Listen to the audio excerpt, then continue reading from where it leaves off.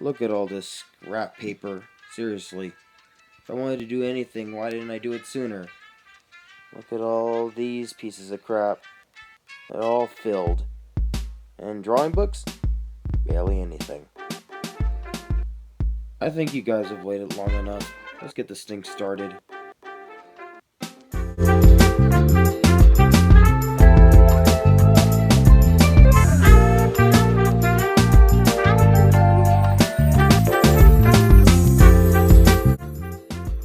Now, when coming up with Ronchu, I wanted to give him a sidekick, something in response to Tails. That's where the whole ponytail thing came into play. And I know what you're about to say. Where did the name Madison pop up from? The name Madison was inspired from a Cartoon Network show called The Class of 3000, back in 2006. Maybe 8. You know, the character with blonde hair. No, just me? Okay then. To push the name even further, it was inspired from all the girls at my school when I was younger. A large majority of them were named Madison. And I'm sorry, but like they were just fine. I'm sorry. They I don't know, like were they even born in this world? Honestly, like they look like they were from the heavens. Anyways, creation. Now when coming up with a sidekick, I wanted to make her yellow in order to contrast with Rontu's blue shirt. You know, the one that would eventually turn orange. I gave her the exact same design I gave Rontu, and gave her ponytails inspired by Tails. And yes, her character design is heavily inspired from Bubbles. Or should you even just call that a ripoff?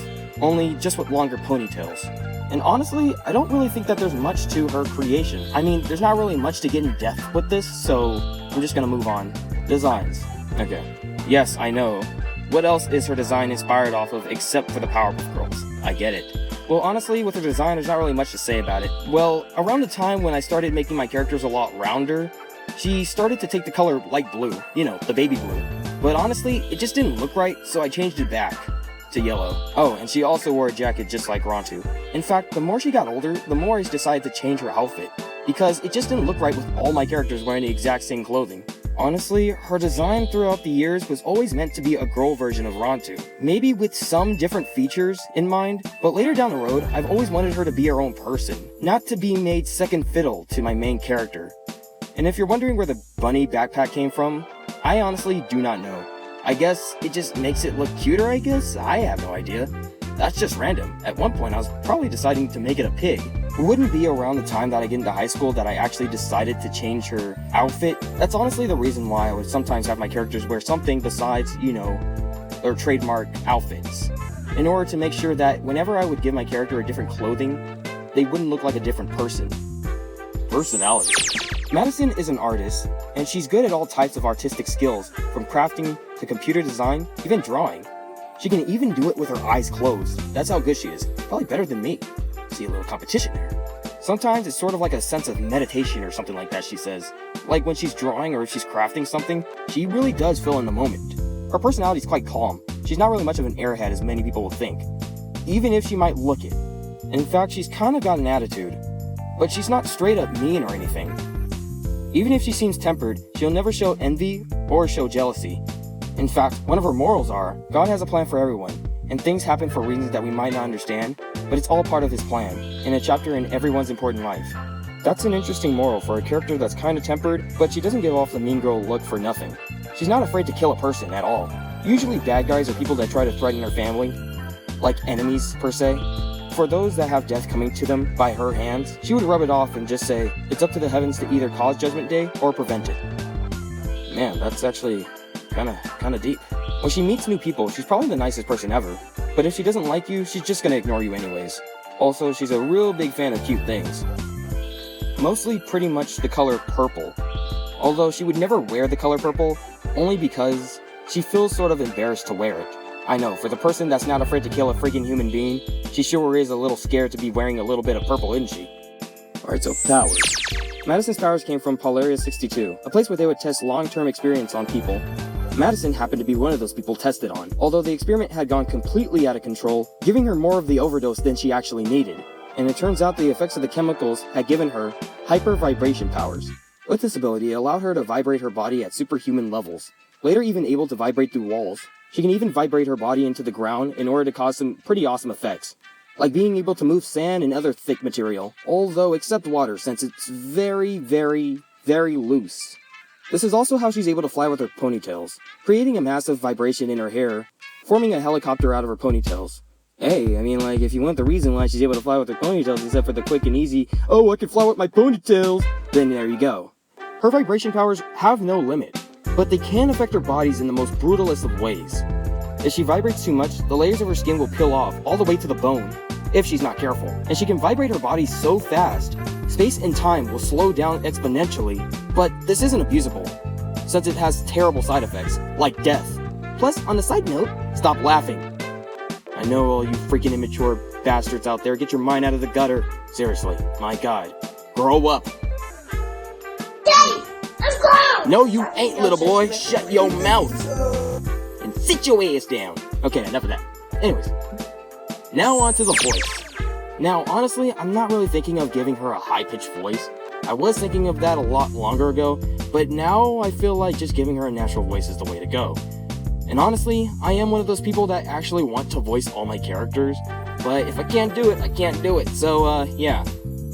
All in all, I like Madison, and at least she has more character than my main character himself. And sometimes I do feel like her design is a little too close to Bubbles. I mean, like, you know, with the hair and eyes a little bit.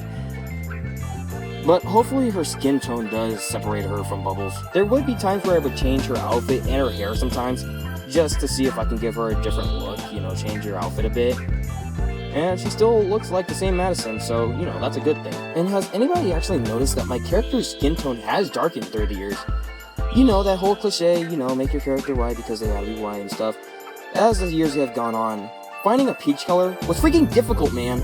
I mean, it's not as hard as it was now, but usually brown is the way to go since it's the most common skin color in the Crayola box, you know? So, yeah, that's why I started, you know, making my character a lot darker. Honestly, I kind of look forward to seeing her in the future. There's a lot of unaccomplished things that I haven't done with her yet, and I hope from now on, she can grow into something a little bit more creative and better. Rock on, Madison. Interesting facts. Did you know that one of my videos, you know, the montage things, the one with the pictures and the music just going by, it turns out that Madison is actually a really big fan of Batman. She even named her backpack after him, called Little Bruce Wayne. And of course I couldn't call her Little Wayne because of her freaking reasons. Even though she's pretty smart, she's not Einstein level or anything. She's pretty average when it comes to knowing things, especially about science and whatever. I know what you guys are saying. Even if she has the ability to fly, but it's from her ponytails. Isn't she basically hanging herself every time she freaking makes a move? Well, kind of. But through the years, Madison's neck has dealt with the tension so much that it feels natural. It means that she has a very strong neck. Stronger than the average person at least, although we're talking about tension, not freaking rotation, so she can still get her neck snapped. Don't go too far with it. How about one more fact, just for the heck of it? And this will probably cover the main trio of my characters. And I do know that you guys also want to know if my characters actually do have a neck, because sometimes they don't really show it. Yes, they actually do. I know, the whole question with them not having a nose or ears, has that ever come in consideration with anyone that has seen my characters? I mean, there have been times where I have shown people my characters, but they never question why they don't have a nose or ears. I guess those aren't really big on the whole expression thing, but how do people not really talk about that, you know? I mean, it's a stylistic choice, yeah, like from the Powerpuff Girls and Invader Zim. But as far as if they know how to breathe or hear or how that works, I'm just gonna keep that a secret. So it's gonna freaking annoy you every time I bring it up. And yes, I have considered on putting a nose or ears on my characters.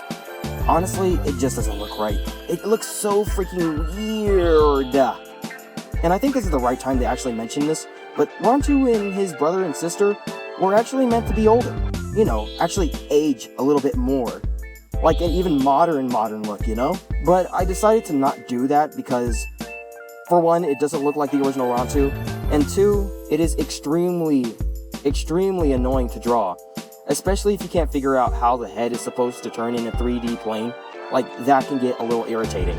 And yeah, I decided to keep this up for a good while, until I would just let it go. I mean, it's a more realistic look on it, but I don't know, I just didn't like it at all. But that would also explain how my characters have such a humanistic look compared to their other designs. Ooh, boy. Alright, well, this video actually seemed kinda short. It wasn't as long as the other ones. And yes, I will continue to do this for a good while. And yes, you will see more drawing videos, do not worry. So anyways, that's pretty much it. Mr. Polar Bear Jack signing out. Peace.